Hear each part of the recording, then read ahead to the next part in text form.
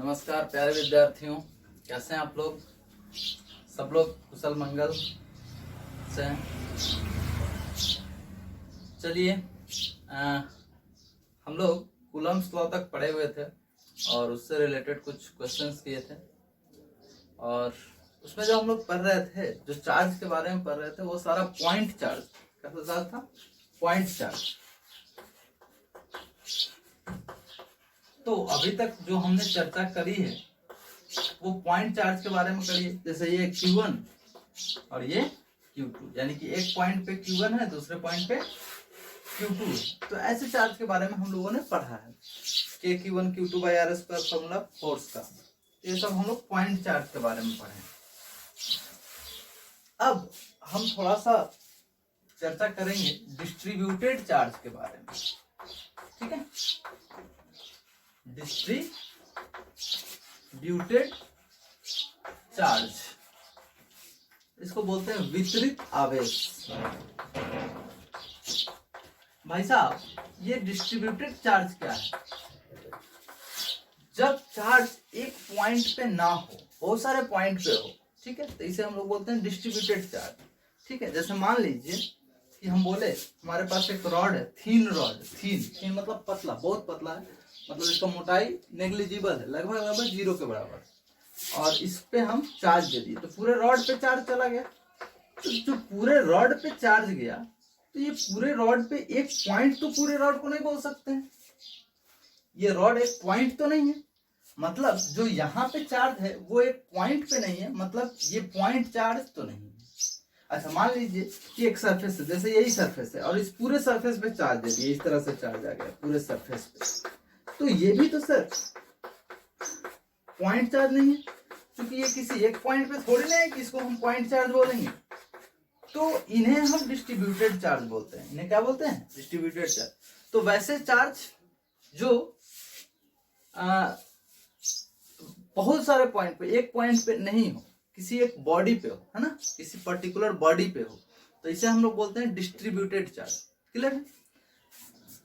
तो अगर लिखना चाहे तो लिख सकते हैं डिस्ट्रीब्यूटेड चार्ज का, कि वैसे चार्ज जो एक पूरे बॉडी पे बटे हुए हो, डिस्ट्रीब्यूटेड हो, उसे हम डिस्ट्रीब्यूटेड चार्ज बोलेंगे।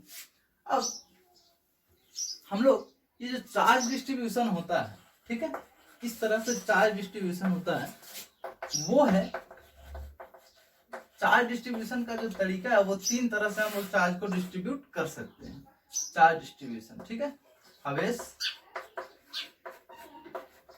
का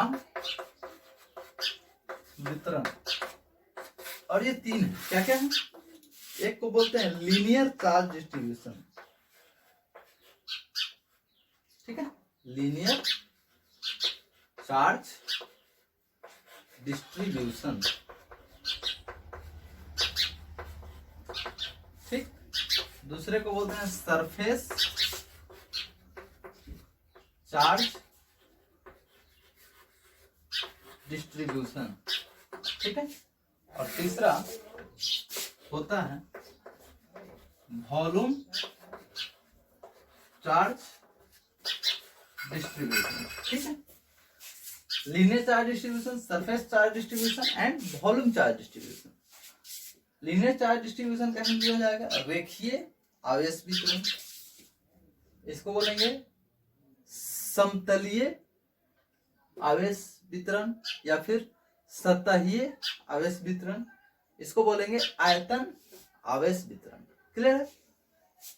तो नोट करिए। तो अब देखिए, linear charge distribution, surface charge distribution और वॉल्यूम चार्ज डिस्ट्रीब्यूशन क्या है, समझ लीजिए। आप चाहे डिफिनेशन लिखना तो लिख सकते हैं, मैं बोल दे रहा हूं। क्या होगा लीनियर चार्ज डिस्ट्रीब्यूशन? अगर चार्ज किसी लाइन पे डिस्ट्रीब्यूटेड तो उसे हम लोग बोलेंगे लीनियर चार्ज डिस्ट्रीब्यूशन, ठीक है। कैसे बोलेंगे? If the charges are distributed over a line या फिर along a line, then it is called linear charge distribution. Clear है? यानी कि चार्ज बस एक लाइन पे, तो इसे हम क्या बोलेंगे? Linear charge distribution. अच्छा, सरफेस चार्ज डिस्ट्रीब्यूशन को क्या बोलेंगे? If the charges are distributed over a surface then it is called surface charge distribution. Surface, this is the surface, and now this all charge are distributed over this surface. ये सारे surface पे charge distributed. Is it clear? Next, volume charge distribution.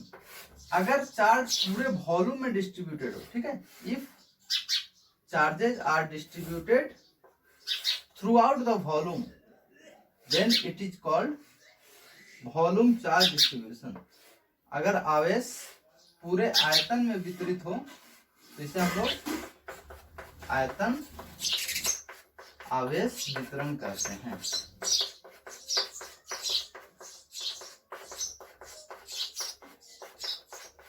ये पूरे volume में, या फिर sphere हो सकता है पूरा बटा हुआ, ठीक है, इसे नोट कीजिए. अब इसी से जो निकल के आता है वो है लीनियर चार्ज डेंसिटी.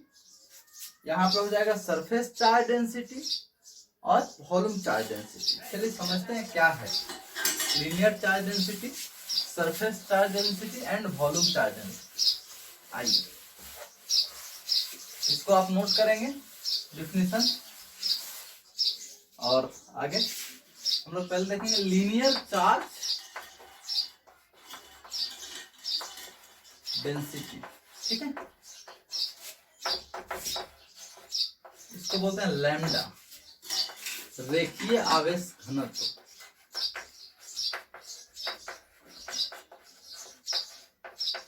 मान लीजिए कि हमारे पास एक रॉड है जिसकी लंबाई L है और हमने इसे जो चार्ज दिया वो टोटल चार्ज सपोज करिए कि Q है. ठीक है, तो इस L लेंथ में कितना चार्ज है? Q charge. L लेंथ में कितना चार्ज है? Q charge. तो charge in L length, L लंबाई में आवेश. ठीक है, L लंबाई में आवेश कितना है भैया? Q. अच्छा, यूनिट लेंथ में, इकाई लंबाई में अगर हम चार्ज की बात करें, आवेश की बात करें तो कितना होगा? Charge in unit length. कितना लेंथ भाई साहब? Unit length. तो कितना हो जाएगा? क्योंकि L लेंथ में Q चार्ज है तो यूनिट लेंथ में कितना होगा? Q by L. और भाई साहब इसी को हम लोग बोलते हैं लैम्डा, लीनियर चार्ज डेंसिटी. इसे क्या बोलते हैं? Linear charge density. तो लीनियर चार्ज डेंसिटी का डेफिनेशन क्या हो जाएगा? The charges present on unit length is called linear charge density. ठीक है, it is denoted by lambda. ठीक है, इकाई लंबाई पर उपस्थित आवेशों को क्या कहेंगे? रेखीय आवेश घनत्व. और इसे कौन चीज से सूचित करेंगे भाई साहब? लैम्डा से. अच्छा भाई सर ये तो हो गया, तो हम जान गए कि लैम्डा बराबर क्या होगा? Q by L. क्या चीज? Q by L. तो अगर हमें Q निकालना है तो हम लोग क्या लिखेंगे? Lambda into L. अच्छा मान लीजिए कि हम x लेंथ में पूछे तो यूनिट लेंथ में तो लैम्डा है, तो Q अगर x लेंथ में निकालना होगा तो क्या करेंगे? Lambda into x. तो लेंथ में लैम्डा से गुना कर देंगे तो टोटल चार्ज निकल जाएगा. क्लियर? और अगर हम बात करें SI यूनिट की, इसका SI यूनिट, तो वो क्या हो जाएगा सर? इसका SI यूनिट देखिए, चार्ज का तो होता है कूलम और लेंथ का मीटर. तो कूलम पर मीटर, इसका क्या हो जाएगा? Coulomb per metre. अच्छा अगर हम डायमेंशन की बात करें, डायमेंशन, तो ध्यान से देखिए डायमेंशन. तो सर ये Q का डायमेंशन 80 होता है. हाँ भाई, तो 80 होता है. और ये L लेंथ है, लंबाई है, तो लंबाई का तो L होता है. तो क्या हो जाएगा? AT L का पावर -1. या फिर हम इसको चाहे लिखना तो ऐसे लिख सकते हैं, m power 0 L power -1 T to the power 0 A, sorry T to the power 0 नहीं है, T है और A.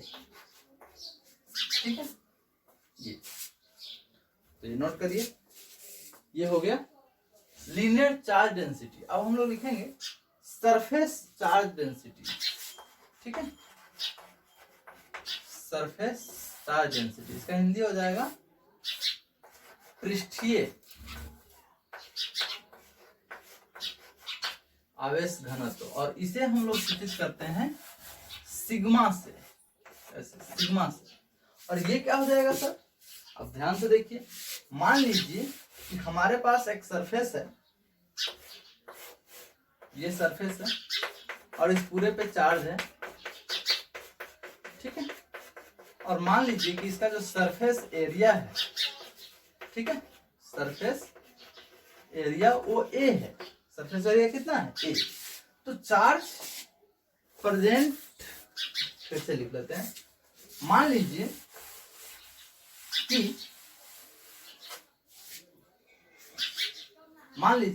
ये ए एरिया में टोटल चार्ज हमने कितना दिया, क्यू दिया, तो ए एरिया में कितना चार्ज है, क्यू, ठीक है, तो चार्ज एट ए एरिया कितना है भाई साहब, क्यू, तो चार्ज एट यूनिट एरिया, कितना एरिया, यूनिट एरिया, वो कितना हो जाएगा, क्यू बाई ए, मतलब यूनिट एरिया में, इकाई एरिया में जो चार्ज होगा वो कितना होगा, क्यू बाई ए, और इसी को हम लोग बोलते हैं क्या चीज, सिग्मा, तो सिग्मा बराबर क्यू बाई ए। डेफिनेशन क्या हो जाएगा, the charge present on unit area, present in unit area, in unit area is called surface charge density, ठीक है। अब भाई इसका यूनिट क्या हो जाएगा, यूनिट देखते हैं, इसका तो कूलम, ठीक है, और एरिया का मीटर स्क्वायर, तो कूलम पर मीटर स्क्वायर, कूलम पर मीटर स्क्वायर, ठीक है। और डायमेंशन, तो डायमेंशन चार्ज का तो 80 होता है और एरिया का होता है एल स्क्वायर, क्या होता है, ये क्या हो जाएगा एल स्क्वायर, तो यहाँ पे क्या हो जाएगा L two the power -2, L two the power -2, तो ये हो जाएगा डायमेंशन, ये सरफेस चार्ज डेंसिटी है, क्लियर।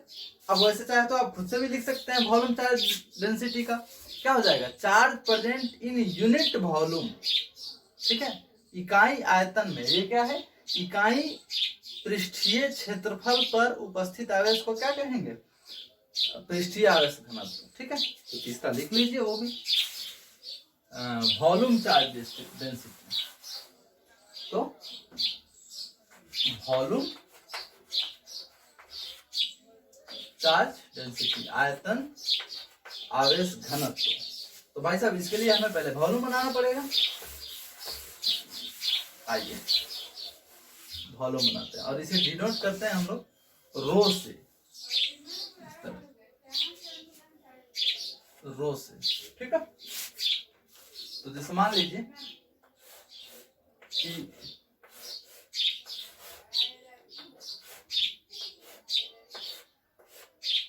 इसका, मान लीजिए इसका वॉल्यूम जो है वो V है, ठीक है, इसमें चार्ज है, मान लीजिए इसमें टोटल चार्ज Q है, ठीक है, तो चार्ज इन V वॉल्यूम, V वॉल्यूम में चार्ज कितना है Q, तो यूनिट वॉल्यूम में कितना होगा भाई साहब, Q बाई V, और इसी को हम लोग बोलेंगे रो, यही हो जाएगा वॉल्यूम चार्ज डेंसिटी, तो यानी रो बराबर Q बाई V। अगर हम इसका यूनिट लिखना चाहेंगे तो सेम है, फिर वही Q बाई V, तो V की वॉल्यूम है, वॉल्यूम माने आयतन, आयतन का यूनिट होता है मीटर क्यूब, तो कूलम पर मीटर क्यूब, कूलम पर मीटर क्यूब, तो क्या लिखेंगे, charge present in unit volume, unit volume is called volume charge density, it is denoted by rho. क्या लिखेंगे हिंदी में, इकाई आयतन में उपस्थित आवेश को हम लोग आयतन आवेश घनत्व कहते हैं। डायमेंशन यहाँ पे बस क्या हो जाएगा एल क्यूब, तो यहाँ पे -2 के जगह पे क्या हो जाएगा -3, यह आयतन, ठीक है, वॉल्यूम वाले का, क्लियर है। तो ये नोट कीजिए, फिर हम लोग क्वेश्चन करते हैं। स्क्रीन पॉज करिए और इसको नोट करिए।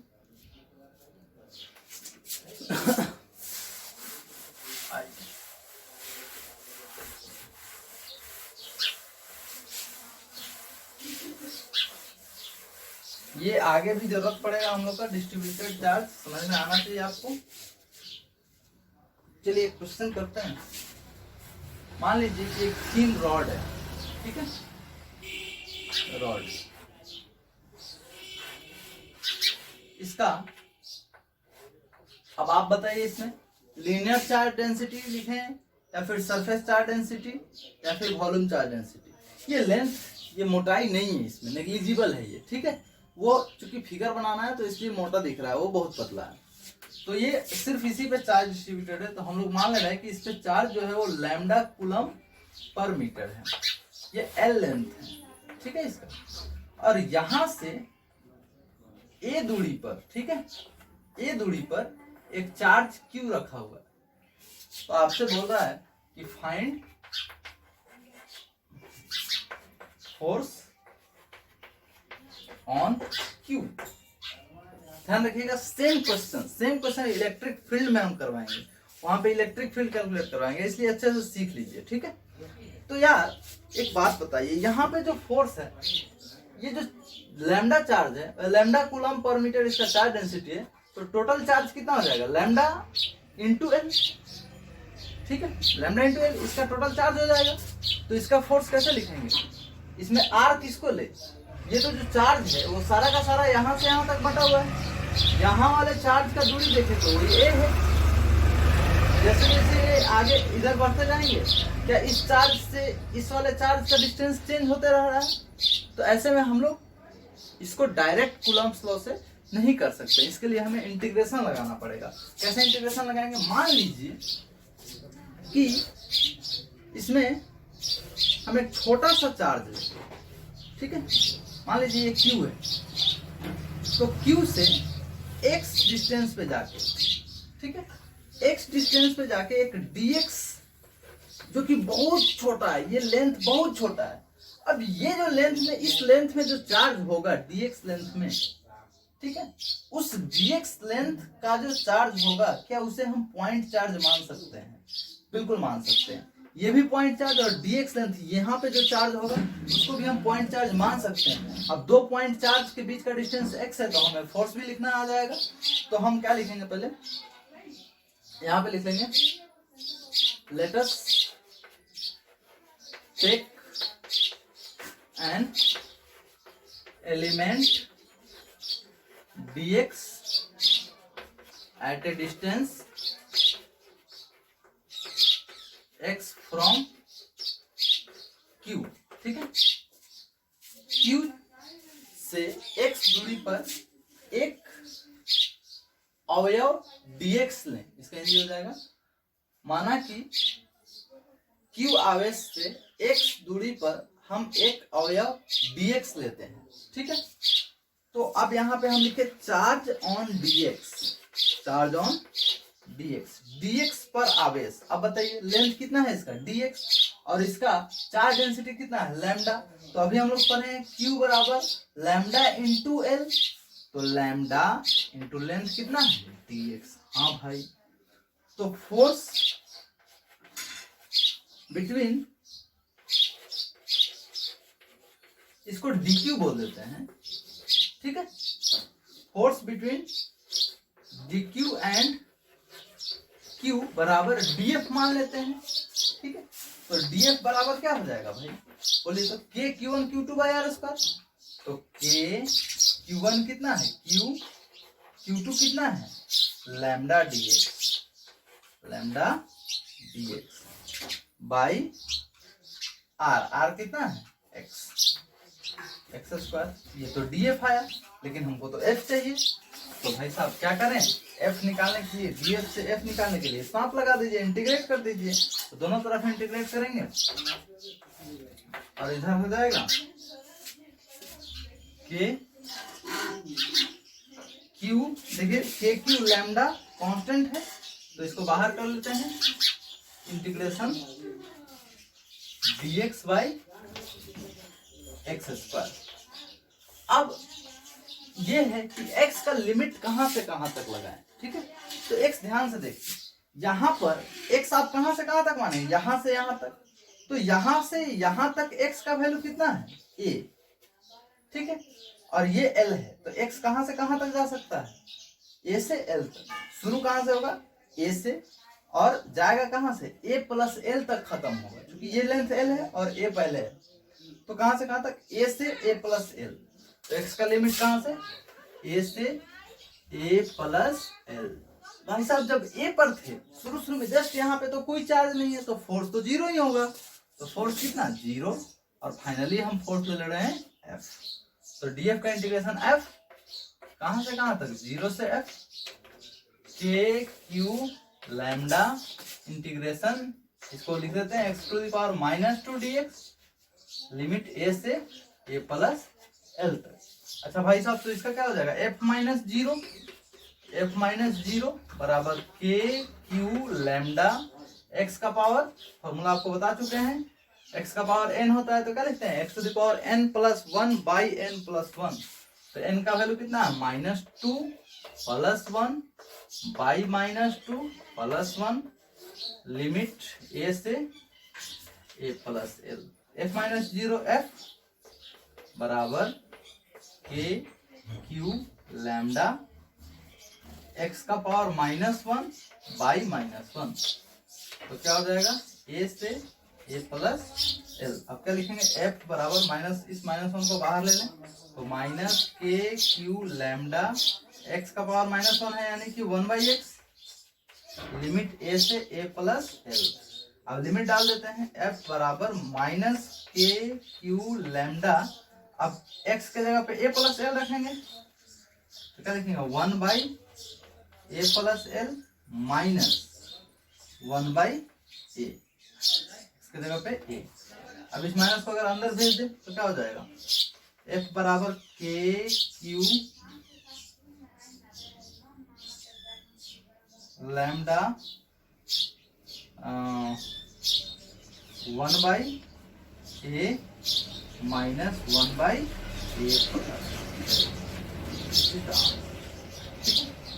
ये आंसर। चाहे तो और इसको सोल्व कर सकते हैं, बटा का जोड़ कर लेंगे, यहाँ पे एलसीएम हो जाएगा a into a plus l, उस तरह से कर लेंगे। क्लियर है, तो इसे नोट करिए, स्क्रीन पॉज कीजिए और नोट कीजिए। चलिए एक और क्वेश्चन करते हैं। मान लीजिए ये एक रिंग, ठीक है, सेमी सर्कुलर रिंग, इस पे भी जो चार्ज है वो वही लैम्डा कूलम पर मीटर। मान लीजिए कि इसका रेडियस r है और ये यहाँ पे चार्ज q है, ठीक है। अब यहाँ पे देखिए जो टोटल चार्ज है वो तो यहाँ से इसका टोटल जो लेंथ है वो तो पाई r है, ठीक है। तो पाई r टोटल लेंथ, और चूंकि लैम्डा कूलम पर मीटर है तो टोटल चार्ज कितना हो जाएगा, लैम्डा इंटू पाई r। तो आपको समझ में आएगा। अच्छा, अब दूसरा बात की ये तो सर सारा चार्ज का डिस्टेंस r ही है, तो इसको डायरेक्ट लिख देंगे k q1 q2 by r square, यानी कि k टोटल चार्ज कितना, lambda pi r into q by distance r, ये हो जाएगा। लेकिन नहीं, ये गलत है। क्यों गलत है, आप देखिए ध्यान से, सारे चार्ज सेम डिस्टेंस पे है वो अच्छी बात है, लेकिन आप ध्यान से देखिए, यहाँ वाला चार्ज इस पे फोर्स इधर लगा रहा है, यहाँ वाला इधर लगा रहा है, तो फोर्स का डायरेक्शन चेंज हो रहा है। तो ऐसे में हमें डायरेक्ट नहीं करना होगा, हमें इंटीग्रेशन ही करना पड़ेगा, ठीक है। तो फिर से वही क्वेश्चन लिखिए जो पिछला सवाल में था कि find force on small Q, तो यहाँ पे भी वही होगा, find force on small Q, छोटे क्यू पे फोर्स निकाले, ठीक है। चलिए आप आंसर का फिगर अलग बनाएंगे, मैं इसी में बना रहा हूँ। चलिए यहां से ले लेते हैं, पहले लिखेंगे let us take an element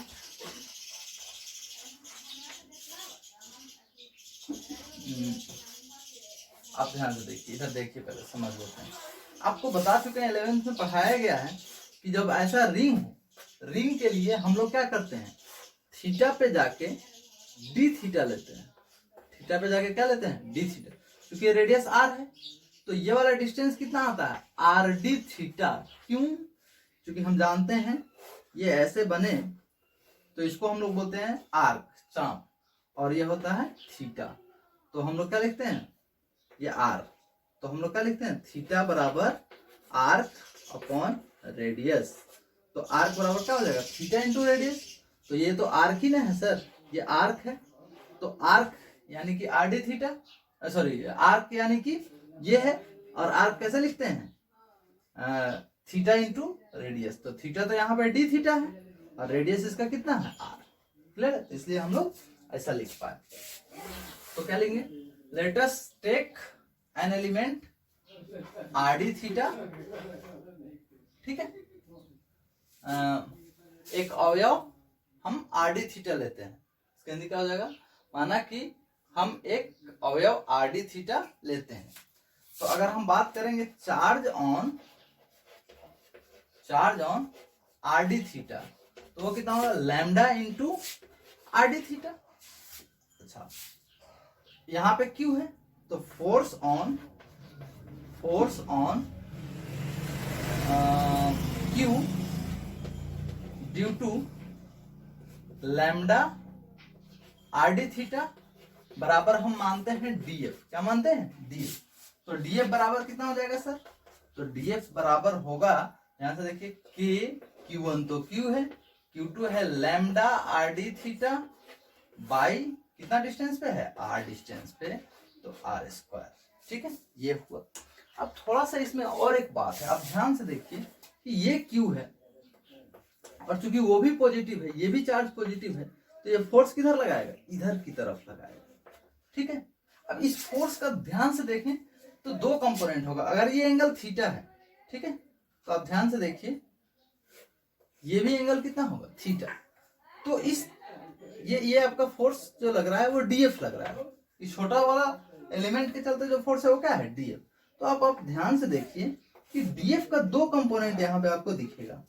DF ये एंगल थीटा है, तो इधर वाला कंपोनेंट क्या होगा, डीएफ कॉस थीटा। इसलिए मैं आपको बार बार बोल चुका हूं कि इंटीग्रेशन डिफरेंशिएशन के साथ साथ वेक्टर अच्छे से करें।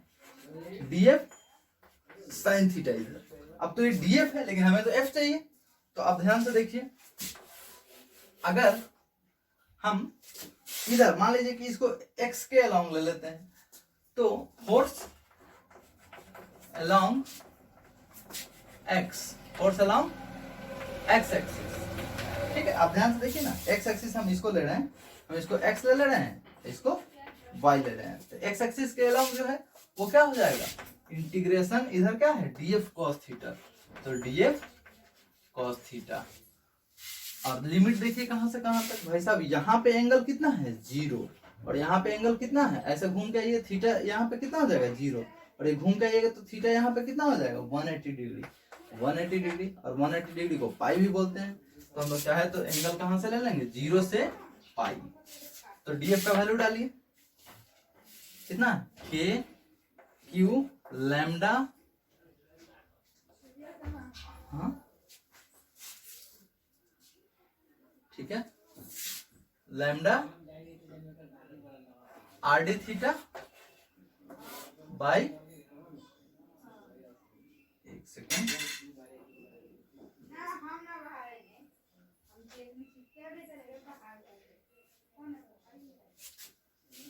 हाँ ठीक है, आर डी थीटा भाई आर स्क्वायर। हमें डीएफ कॉस थीटा लिखना है। तो ध्यान से देखिए, ये तो डीएफ हो गया, अब हम क्या लिखेंगे, कॉस थीटा, और इसका इंटीग्रेशन। अब ध्यान से देखिए, ये सारा कांस्टेंट है बाहर कीजिए, 0 से पाई तक लिमिट लगाइए, क्या हो जाएगा, k Q lambda R by, एक आर से तो एक आर कटेगा, यहाँ रहिए यहाँ से, बाई आर। ठीक है, कॉस थीटा का इंटीग्रेशन होता है साइन थीटा, कॉस थीटा का इंटीग्रेशन साइन थीटा माइनस में, कॉस थीटा का इंटीग्रेशन माइनस साइन थीटा, कहां से कहां तक, 0 से पाई तक। तो क्या हो जाएगा, k Q lambda by are sine theta, sine इधर माइनस कॉमन कर लीजिए, तो क्या होगा, साइन पाई यानी कि 180, sine pi minus sine zero. तो कितना हो जाएगा माइनस के Q lambda by are sine pi का value zero minus zero, zero minus zero zero, और जीरो से इसमें गुना होगा कितना आएगा जीरो। तो एक्स के तरफ कोई फोर्स नहीं होगा, मतलब इस एक्सिस पे कोई फोर्स नहीं होगा। अच्छा इसको लॉजिकली भी समझ सकते हैं, क्यों? देखिए ध्यान से, एक ये वाला एलिमेंट का ये हुआ, इसका कंपोनेंट इधर गया, वैसे ही इधर अगर एलिमेंट लें तो इसका डीएफ ऐसे होगा, इसका एक कंपोनेंट उधर। तो ध्यान से देखिए, ये वाला कंपोनेंट और ये वाला कंपोनेंट कैंसिल आउट हो जाएगा, और इधर देखिए इसका ये वाला कंपोनेंट इधर और इसका ये वाला कंपोनेंट इधर, तो ये वाला कंपोनेंट जुड़ेगा लेकिन कॉस वाला कंपोनेंट कटेगा, इसलिए जीरो आया। ठीक है, ये हम डायरेक्टली भी समझा सकते हैं, और नेक्स्ट अब ऐसा आएगा तो हम डायरेक्ट ही करेंगे। क्लियर? और अब बात करते हैं अलोंग वाई एक्सिस। ठीक है, फोर्स अलोंग वाई एक्सिस। तो भाई साहब वाई एक्सिस के अलोंग क्या होगा, integration DF sine theta zero से पाई। क्या हो जाएगा सर, डीएफ का वैल्यू तो फिर से वही है, k Q lambda r d theta by r square, इसको हटाइए, एक से एक कट जाएगा, और into sine theta integration zero से पाई। तो साइन थीटा डी थीटा का इंटीग्रेशन फिर से वही कॉस थीटा, तो रख देंगे k Q lambda by are sine theta d theta का इंटीग्रेशन कॉस थीटा, लिमिट कहां से, जीरो से पाई, लिमिट कहां से, जीरो से पाई। क्लियर है? तो अच्छा सॉरी, एक मैं यहाँ पे आपको गलत बता दिया, ये कॉस का इंटीग्रेशन माइनस साइन नहीं होता है, वो प्लस साइन होता है। ठीक है, तो आप इसको चेंज कर लेंगे, प्लस साइन, तो यहाँ पे प्लस होगा, वैसे जीरो तो आना ही है, तो यहाँ पे प्लस होगा, इसको आप चेंज कर लेंगे।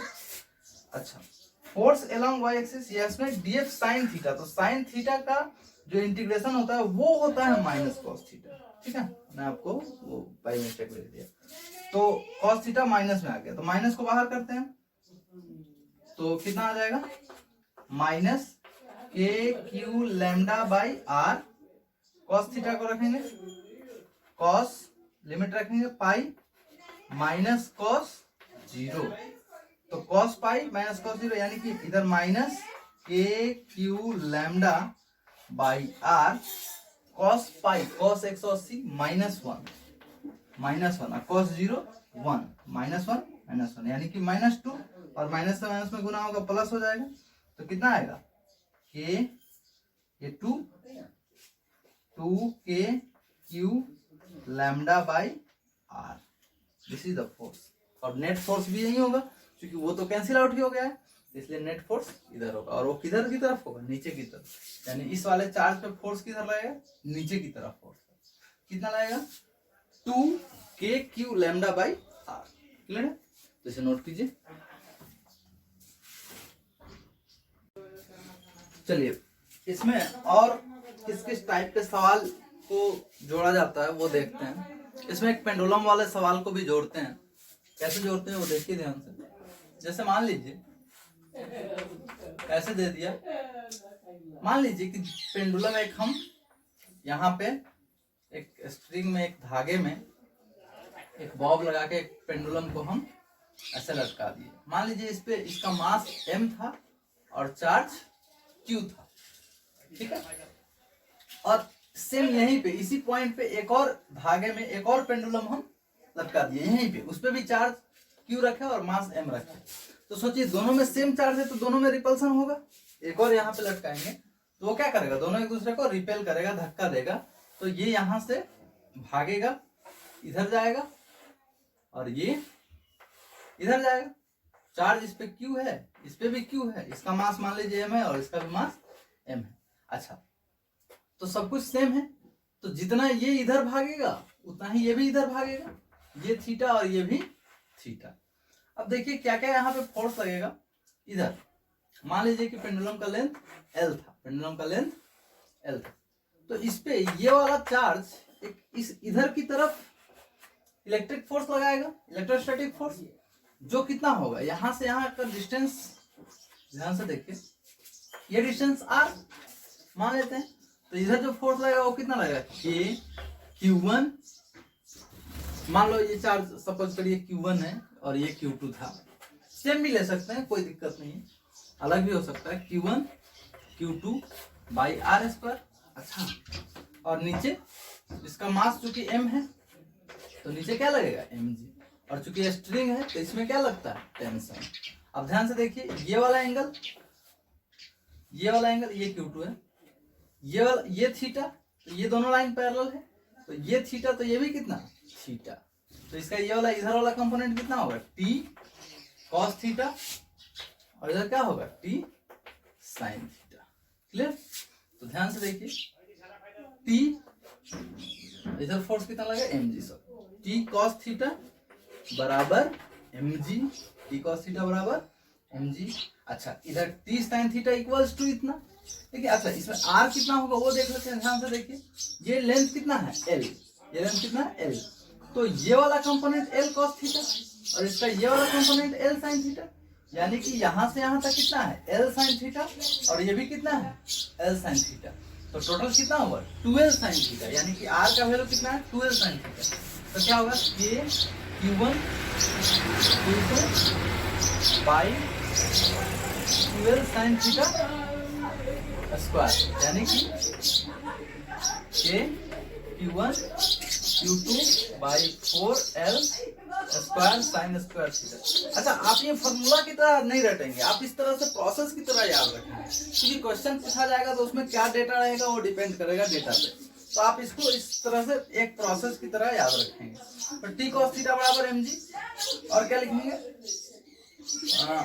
इसको हम लिख लेते हैं f e, ठीक है, और इधर क्या लिखेंगे, t sin थीटा बराबर एफ ई, और यहाँ पे क्या है एफ ई का वैल्यू, तो वो है टी साइन थीटा बराबर एफ ई का वैल्यू है के Q1 Q2 by 4L square sine square theta, ठीक है। तो हमारे पास देखिए, एक ये इक्वेशन हो और एक ये इक्वेशन है, कितने इक्वेशन है, 2 इक्वेशन। तो हम जानते हैं कि हमारे पास जितने इक्वेशन होते हैं उतने ही वेरिएबल हम सोल्व कर सकते हैं, यानी कि उतने अननोन मान निकाल सकते हैं, यानी कि उतने अज्ञात मान हम निकाल सकते हैं। तो यहाँ पे देखिए अननोन क्या क्या है, t है, थीटा है, m है, 3 हो गया, t थीटा और Q1 Q2, टोटल कितने अननोन है 5, और इक्वेशन कितना है 2 और अननोन है 5। तो हम निकाल कितने सकते हैं इसमें से, कैलकुलेट कितने कर सकते हैं, 2, क्योंकि इक्वेशन हमारे पास कितने हैं 2, यानी कि इस पांचों में से t theta m Q1 Q2 इस पांचों में से कोई भी 3 लेके 2 आपसे पूछ सकता है और आप सॉल्व कर सकते हैं, ठीक है। चलिए मैं एक क्वेश्चन इस पे करवा देता हूँ, एक क्वेश्चन कर लेते हैं, आइए इसको नोट कर लीजिए।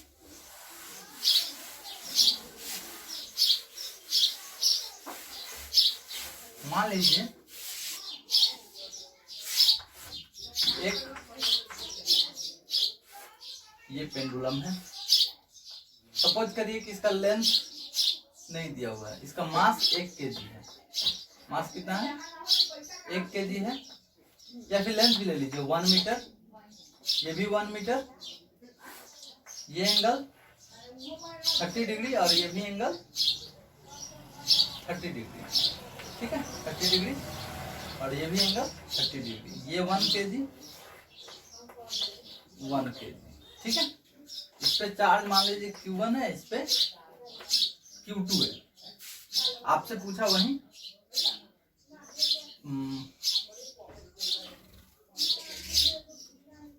टेंशन भी था एक वेरिएबल, ठीक है। चलिए इस पे चार्ज दे देते हैं, इस पे 1 कूलम, इस पे मान लीजिए 2 कूलम, आपका वेरिएबल क्या क्या था, T M theta Q1 Q2, इसमें हमने Q1 दे दिया, Q2 दे दिया,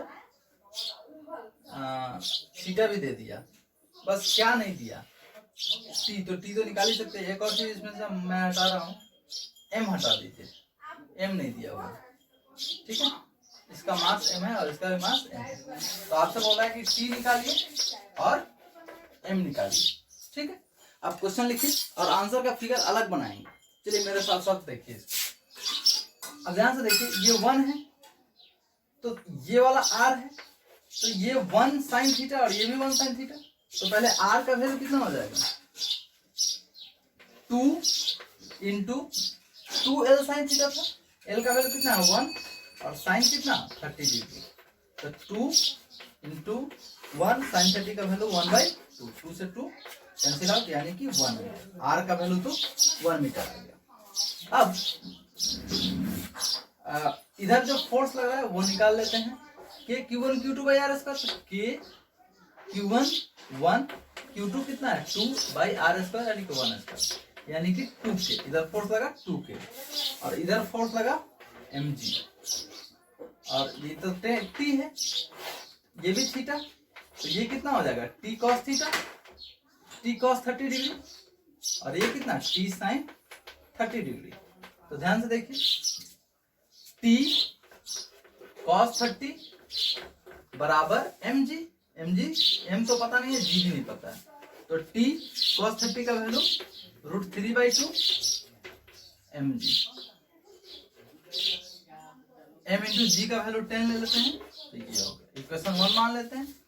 सेकेंड इक्वेशन कितना है, क्या है, इधर T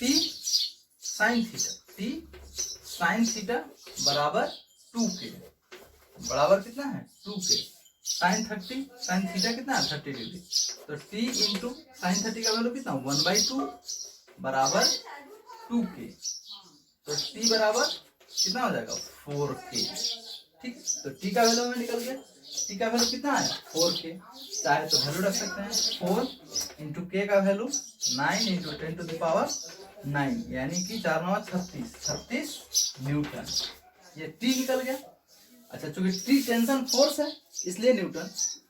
अब हमें क्या निकालना है, m निकालना है, तो T का वैल्यू इसमें डाल देते हैं इक्वेशन 1 में, तो कितना हो जाएगा 36 इंटू √3/2 बराबर 10m, इधर 2 से 18 दूना 36, ये 10 इधर आएगा तो 1.8, यानी कि m का वैल्यू कितना होगा 1.8 √3 kg। This is answer. तो कोई भी 3 देके आपसे 2 पूछ सकता है, वो आपको निकालने आना चाहिए इसी तरह से, यही प्रोसेस क्लियर। तो इसे नोट डाउन कीजिए और करते हैं सवाल एक को।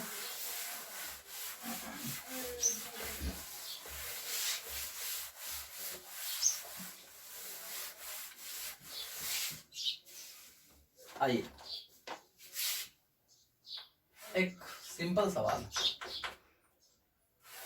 हमने 2 पेंडुलम लटकाए, इसका चार्ज Q1 था, इसका चार्ज Q2 था, इसका मास m था, इसका मास m था, थीटा ये थीटा, इसको थीटा 1 बोल रहे हैं, इसको थीटा 2 बोल रहे हैं।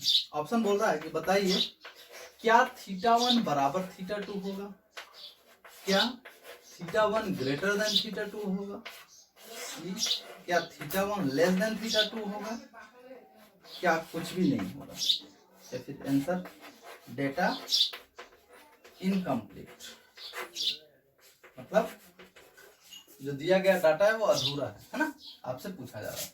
ध्यान से देखिए क्या दिया गया, 2 पेंडुलम दे दिया, एक का चार्ज Q1 है, एक का चार्ज Q2 है। अच्छा, इसमें एक और चीज ऐड कर लीजिए, Q1 greater than Q2, Q1 greater than Q2, Q1 बड़ा है Q2 छोटा है।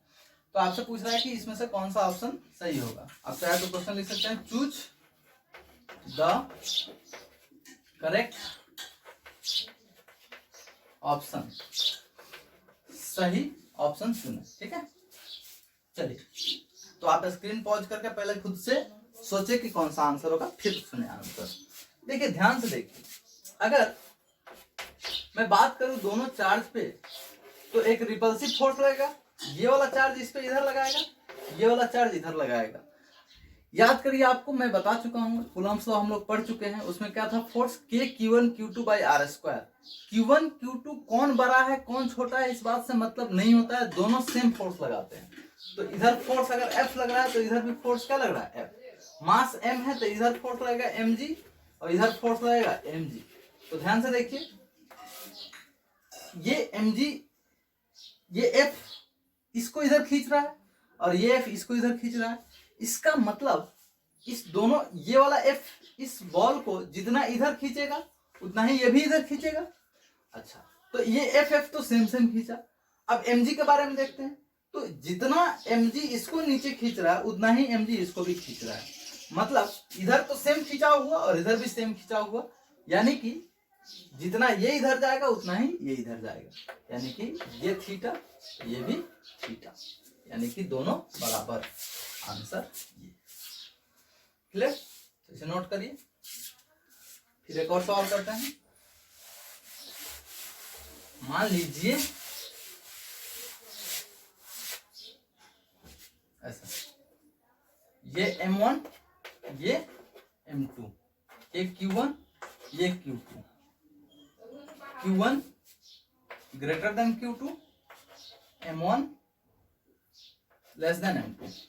ठीक है भाई, चूज द करेक्ट ऑप्शन, सही ऑप्शन चुने। ऑप्शन वही है फिर से, θ1 equal to θ2, θ1 greater than θ2, θ1 less than θ2। B में वही डेटा इनकम्प्लीट। ठीक है, आइए इसको समझते हैं थोड़ा सा। आप स्क्रीन पॉज करके इसे भी खुद से ट्राई करेंगे, उसके बाद ही आंसर देखेंगे। चलिए देखिए, मान लीजिए ये एक Q1 है एक Q2 है, तो इधर फोर्स F लगेगा, F फोर्स इधर भी लगेगा। तो इस बात से तो हमें कोई फर्क नहीं पड़ता है Q1 Q2 कौन बड़ा है कौन छोटा है, डजंट मैटर। अब देखना है कि यहाँ पे क्या हो रहा है। इधर तो M2G लगेगा और इधर क्या लगेगा M1G। और ध्यान से देखिए, मास किसका ज्यादा है, M2 का। तो ज्यादा मास M2 का है तो ज्यादा कौन झुकेगा, ये, यानी M2G, ये फोर्स इसका नीचे वाला फोर्स ज्यादा है तो इसको ये ज्यादा खींचेगा। ज्यादा खींचेगा तो ये एंगल क्या होगा, कम हो जाएगा, यानी कि θ2 छोटा हो जाएगा θ1 से, यानी θ2 बड़ा। आप ऐसे समझिए, मान लीजिए कि ये पेंडुलम है। अब दोनों फोर्स तो बराबर है, इधर वाला फोर्स तो बराबर है। अब जिसका मास ज्यादा होगा वही तो नीचे की तरफ झुकेगा। तो मास ये M2 ज्यादा है, ठीक है, M2 ज्यादा है तो ये ज्यादा झुकेगा। जब ये ज्यादा झुकेगा तो इसका एंगल क्या होगा, घट जाएगा, इसलिए ये θ2 छोटा होगा। क्लियर है? तो आप इसे नोट करिए। अच्छा सवाल है, ऑब्जेक्टिव के लिए, ऑब्जेक्टिव में पूछा जा सकता है। तो ये हम लोग के चार्ज डिस्ट्रीब्यूशन हम लोग पढ़े, कूलम्ब्स लॉ से कुछ क्वेश्चन पढ़े और नेक्स्ट फिर हम लोग नेक्स्ट वीडियो में पढ़ते हैं। चलिए, थैंक यू।